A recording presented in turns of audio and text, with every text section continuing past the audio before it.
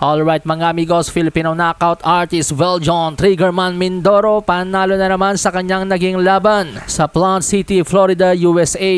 Kanyang nakalaban ang Colombianong si Dormedes Potes. Sa first round pa lang po mga amigos, nagkabagsakan agad nang tamaan ni Triggerman si Potes sa tagiliran, napangiwi sa sakit.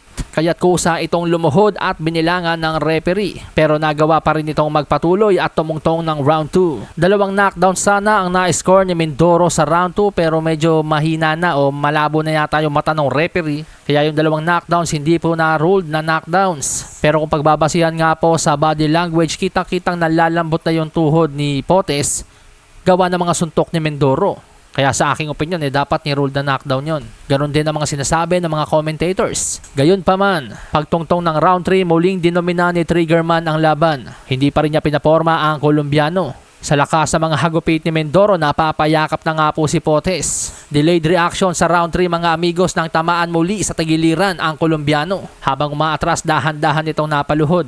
Muli na namang nabilangan si Potes sa pagtatapos ng round 3 bago magumpisa ang round 4 habang kinakausap ng kanyang corner. Pati na rin ang referee, itong si Dormedes Potes. Nagpasya ang kanyang trainer na itigil na ang laban. Kaya naman the winner by corner stoppage and still undefeated, Veljon Triggerman Mindoro, na ngayon ay nag-improve na nga po ang kartada sa 15 wins, no losses, 1 draw with 15 knockouts. Malasahin ang baraha, patunayan mo sa akin ha, sino man